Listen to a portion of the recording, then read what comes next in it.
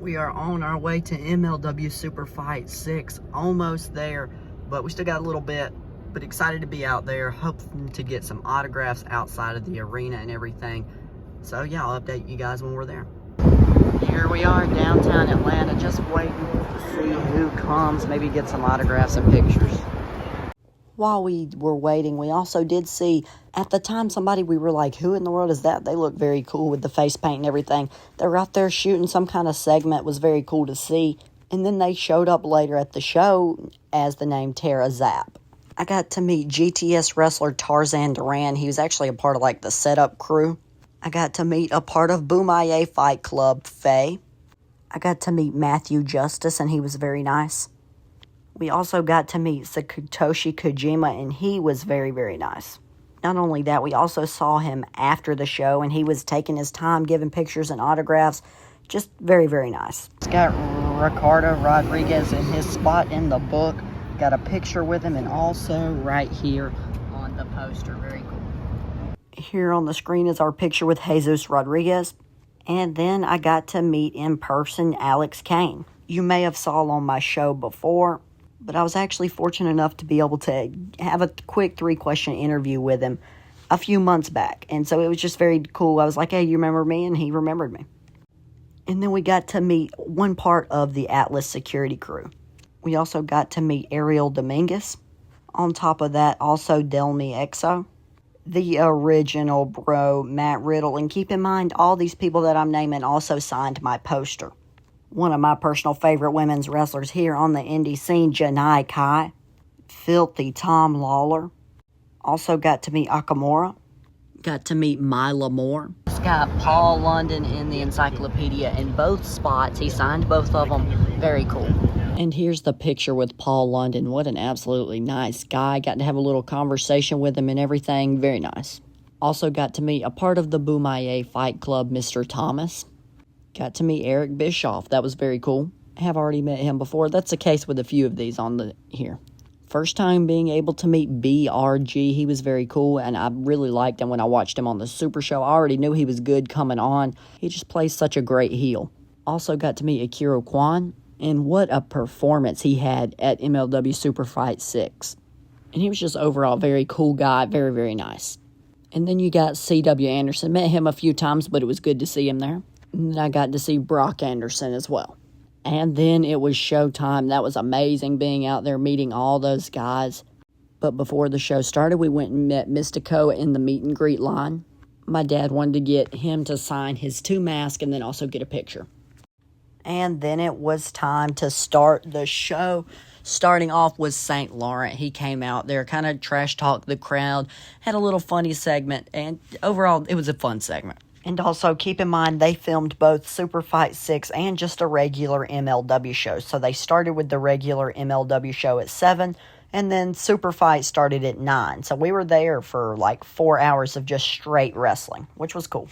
First match was opened up by Ariel Dominguez, followed up by Akamura. Going into this, I knew there was no chance Ariel was going to win this. But they actually put on a very good match. I mean, Akamura is up there in age, and he can still go in the ring. I'm going to give this match a B-. And then, boo, it's time for the Andersons, followed up by the Boomaye Fight Club. The Boomaye Fight Club actually attacked the Andersons during their entrance. There was a lot of extreme moments, and this crowd absolutely adores the Boomaye Fight Club. Every time they'd come out to the ring during these 2 shows, the crowd would go wild. And so this was just a very fun, interactive match with the crowd. I'm not sure if it was like a first-to-draw blood match, maybe it was, but the Boomaye Fight Club did get the win, and just such a great match. I really enjoyed that. I'm giving that a B+, and I've always been a fan of the Boomaye Fight Club and Alex Kane, but just watching them live is even better. And then I finally got to figure out who the girl outside that I was like, wow, that's a cool-looking character, Tara Zapp, came out and was being brought out in handcuffs by security. So I already knew this was going to be a crazy gimmick. She was going against the women's champion, Delmi Exo. But like I was saying, Tara had a great gimmick. Like, she would act like she's holding Delmi gunpoint, and just very, very kind of a weirder gimmick. But I thought she was pretty good. The match itself was a little sloppy. Del Miezo's their champion, but I wasn't too impressed with her. She was very nice outside, and she's very over with the crowd. I think her promos seemed to be good, but in ring, she's still a little sloppy. I'll give this match like a B-. And then the crowd starts booing. Here comes Bobby Fish, followed up by everybody's favorite, Paul Walter Hauser. Everyone's excited for him, and not only that, we get Akira. I'm a huge fan of Akira. And then we also get Matthew Justice. So a lot of very good names in this match. All great in-ring performers. They had a lot of cool spots in the match as well. And one thing I noticed with MLW, they have good storylines, good names, and good matches.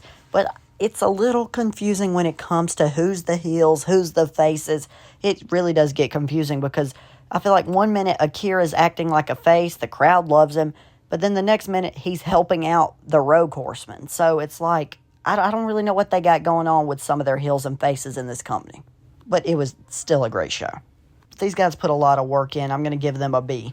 But I would like to point out, Paul Walter Hauser is just not very good. I think it's cool that he has a major bendy and that he was in the movies, but oh, jeez, he's got to work on those punches. They look so fake. But yeah, good match. I'll give it a B. At the end of the match, Matthew Justice comes over and says how much he respects Paul Walter Hauser and how much he does for the game. But then here comes the great heel of BRG, interrupts Justice, and just completely disses on Paul Walter Hauser and Justice. So then they're about to get into it and stuff, so security has to come up, break them up. But then this is where it goes weird. You think security's trying to be good and just stop the chaos. Security takes off their shirts, and they have all Rogue Horseman shirts on. So they just completely attack Paul Walter Hauser and Matthew Justice. So now you can't even trust the security guards. So then they call for help. Boomaye comes out. Akira comes out. The Andersons. Basically the whole roster came out. No, not the whole roster. But a big old fight broke out, and at the end, the Rogue Horseman left standing on top. And then coming out to the ring was Neon, and at the time I had never heard of him. At the end of this match, I was a fan of him. And he was taking on a well-known opponent of Kushida. And these guys were putting in work in this match. I already said that I'm now a big fan of Neon. He did a great job in this match. These guys just had outstanding chemistry, worked so well together. So that brings this match to a very good A-. And then it was time for the Contra unit to come out, both Mads Kruger and Akira Kwan. They were then attacked by the Filthy Bros, Tom Lawler and Matt Riddle. This match was taken all over the arena. They took it into the crowd, and it was just a very entertaining match. And then at one point in the match, Akira was sent by Mads Kruger to go to the back to go get somebody. He brought back with him the Sentai Death Squad, and they were clearly coming out to cheat for the Contra unit. But then they were stopped by a bunch of roster members. Once again, Boomaye Fight Club comes out. Matthew Justice, Akira, Satoshi, the Rogue Horseman. So yeah, this just turned into a lot of chaos. But the match itself was entertaining. I'll give it a B. Just met Paul Walter Hauser during the little intermission thing that they got going on, and he signed at PWA, I Am a Wrestler. Very, very cool right there. Love that. And it was actually only $50 for the figure signed and a picture. Right here's the picture I got with him. He was very nice. Like I said, I got him during intermission time. But then after the intermission was over, it was now time to start MLW Superfight 6. Eric Bischoff starts off the show by coming out to the ring. Eric talks about how much MLW has grown since the last time he was there, and how he will reveal what is in the envelope by the end of the night. But he is then interrupted by Alex Kane. Alex Kane was not happy, and Eric Bischoff was getting in his head, and so Faye and Mr. Thomas was trying to tell him, it's a waste of your energy, get ready for the title match tonight, don't worry about anything that he's saying. So then they start trash-talking each other. He tells Alex Kane to leave. Alex Kane's walking out, and Bischoff's little trophy that he had sitting there, they completely sling it into the crowd, and then Eric Bischoff has security remove Alex Kane and the Boomaye Fight Club from the arena until tonight's main event. And then here comes Jesus Rodriguez to come out to be the ring announcer for the next match. Templario and Esfinge came out to the ring. The crowd wasn't quite as familiar with them, but then Mascara Dorado came out, also known as Grand Metalik in WWE, so the crowd was happy for him. Then he was followed up by Mystico, and of course everybody wants to see Mystico. The crowd was going wild. But this match was an absolute banger, and truly in my head I thought there is no way that they're going to let Dorado and Mystico lose the match. There's just no way, but I was wrong. Esfinge ended up actually pinning Mystico, which I believe they said was Mystico's first time getting pinned in MLW history. So that is crazy. I'm glad they let him do it. But, I mean, if I'm going to give like an MVP of the match, I got to give it to Grand Metalik, because what a great performance he had. He definitely showed the most durability. He definitely had the best high-flying moves in this match. But they were doing a lot of crazy stuff. And, of course, there's a little bit of botching, but nothing crazy. I've got to give this match a B+. Cesar Duran comes out to congratulate Templario for pinning Mystico. And then Templario makes the statement that he wants to fight Mystico for his championship. And Mystico makes it clear that he is fine with that. He wants it tonight. But then Cesar tells them they have to wait. They're not doing it tonight. But yeah, that's going to lead up to, I guess, that match coming up in the future. Then Delmi Exo is shown being interviewed outside of the ring, just really talking about her title reign and what's next for her within MLW. And then she is attacked by Tara Zapp. And so then security has to separate the two, and then we're on to the next segment. Coming out was Kevin Knight, and then he was followed up by his opponent, Kenta. I was very excited to see Kenta, and I was also excited to see what Knight could do, because I've never really watched him before. Atlanta liked Kevin Knight because he's one of their hometown heroes. He was from Georgia. This was another one of those matches where they took it all over the arena, but they did it to the extremes this time. They were way up in the stands, and there was actually a crazy spot where they threw him into the barricade. And these aren't WWE rock-solid barricades. These are just these little metal barricades. And so they completely, wipe the barricade back and knock over this lady that was holding her little child. This child couldn't have been over the age of 1. And so the mom just falls on the floor. I guess she took the fall for the baby while the baby's sitting up. But baby not phased at all. Everybody starts a baby chant because, that was just crazy. The baby was just kind of turning to see what was happening next. Like they wanted to just keep watching the match. It was pretty funny, but also kind of worrying, I guess, for MLW because they had a bunch of people coming out making sure they're okay, which is, of course, good that they're taking all the precautions to make sure that everybody at the show is okay. And Kenta, I really felt bad for him because he walked up and he's like, I'm so sorry. You could tell Kenta really felt so bad for knocking over the mom and the baby. But they kept the match going. There were a few botchy spots. Kenta was trying to get up on the top rope during one part of it, and he just completely fell.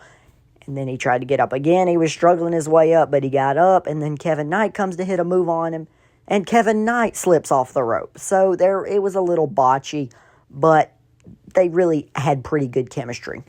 And Kenta ended up getting the win. And after the match, he said, I think the guy's name is Joe that was going to interview him, and he went up and he said, what is next for Kenta in MLW? And Kenta said, I want to go for the world title. So good for him. Maybe we'll see Kenta up there. And then it was time for the Honey Trap match. Coming out to the ring was BRG. And BRG, what a great heel he is. He can really get the crowd to hate him. And then coming out was his opponent, Paul London. Paul London was dressed in a beekeeper's outfit, which of course fit the scenario of the Honey Trap match. And this is the first time I've seen Paul London wrestle in forever. I really didn't even know he wrestled that much in the ring anymore. But yeah, Paul is still in great shape. Overall, the match was definitely fun. Just the fact of having a pool of honey outside of the ring at all times is crazy. But I would have done the stipulations differently. Having honey, that's completely fine. It's going to be funny whenever they put the chicken stuff on there and it sticks because of how sticky the honey is. That's cool. But how they did it is you can get pinned 1, 2, 3. That's how you win, just like a regular match. But then after the match is when you're forced to go into the honey pool. Why wouldn't you do it like a tables match kind of format? You go through the table, you win, you lose. How about if you get thrown into the honey, you lose? I think that's how they should have done it instead of having it as a regular match, then get thrown in the honey. Just my opinion, but I think it would have made a lot more sense. But still, it was pretty fun. But the match itself was very short. I can't give it anything more than a C+. And then you had a match between Tom Lawler and Dijak. And overall, thought the match was very good. I love just seeing Dijak wrestle. He is a great performer. But yeah, overall, I really do think this match was just very average. Nothing too special, but definitely not bad. I'm going to give it a B. Then coming out to the ring was Mila Moore, and she was facing Janai Kai. I was so excited to see Janai Kai. Really is one of my favorite independent wrestlers right now on the indie scene. And I thought there was a possible chance that this could just be a plain squash match. Nothing else to it, but they actually let them go for a decent amount of time. So I will give this match a C. It was nothing special, but both women did look pretty good in the match. And then after the match, Contra Unit, the whole Contra Unit other than Minoru Suzuki, came out and we're just kind of saying a hell Contra Unit, and then just destroyed the security guards. And that was really it. Then it was time for the main event. Coming out first was Alex Kane. The crowd's getting excited for Bumaye. And then one of his opponents is Satoshi Kojima, also another big fan favorite. And last, of course, this being a title match coming out, was Matt Riddle. The crowd was definitely up for this match. I mean, a lot of great talent. I thought Alex Kane had an incredible performance in this. I mean, all three of them. Very good performers. Very good with the crowd. Just overall, a good match. But it definitely wasn't anything crazy. Matt Riddle retained. I'm going to give it a B+, but it was a good match. What a great day that was. Unfortunately, wasn't able to meet Matt's crew. We were able to meet almost everybody, to be honest, but Matt's just wasn't one of them. I got to see him from a distance. I held up my finger and I'm like, can I please get an autograph? And he looked back and kind of just ignored us and walked on. So I guess I will probably, I can keep it because I'm sure I'll be able to meet him eventually. But I think I'm just going to open it, put it in my loose collection. If I get to go to another MLW show, I'll just buy another one. Reason is because this hand right here, for some reason, is loose. As you can see, it like came out of the bubble, and so it's kind of, I don't know, that would get on my nerves if it's signed and just out of line. But I do wish I got it signed, but unfortunately wasn't able to. But no complaints, got a lot of stuff. Here's the poster. I count a total of 24 autographs on here. This is so cool, looks great. It gets a little jumbled up in there. I wish some of more would have like signed up in here, but I mean, it is still so cool, very cool. I love getting the poster signed. I was able to make this poster by myself, but you got people like Delmi Exo on here. I mean, just so many different guys. Tom Lawler, Dijak. Who else do we got in here? We got Alex Kane, Matt Riddle, Faye, got Satoshi Kojima. Just so many different names. Janai Kai. A lot of different names on here. BRG, Paul London. Very cool. And I actually forgot to count Dijak. So there's actually a total of 25 autographs, if I counted correctly. In the old encyclopedia, I got 2 autographs in here, both of Paul London, but he was nice enough to sign it twice for his own spot and then his tag team spot with Brian Kendrick. Hope to be able to meet Brian Kendrick one day and fill the spot, but he actually told me, he said, good luck getting that guy. So I don't know what that's supposed to mean, like if he doesn't like doing things for the fans like that or whatever, but he was a very nice guy. I got to have a little conversation with him when he was actually looking for a coffee shop. In the newer version of the encyclopedia, I got to get Matt Riddle in his spot. Also got Ricardo in his spot. And last but certainly not least is Eric Bischoff. And he actually takes up a full page, and I got him in the nice yellow paint pen. It pops very well. And then, of course, last but certainly not least, the signed Paul Walter Hauser Bendy. It says PWH, I am a wrestler. Very cool inscription. So glad to add him to my signed Bendy collection. But yeah, we had a great time going to MLW Superfight 6. If you ever get a chance to go to an MLW show, I highly recommend. It's definitely worth your money because very cheap tickets. and you get two 2-hour shows almost. And it's great. I had a great time. Definitely enjoyed my day at MLW.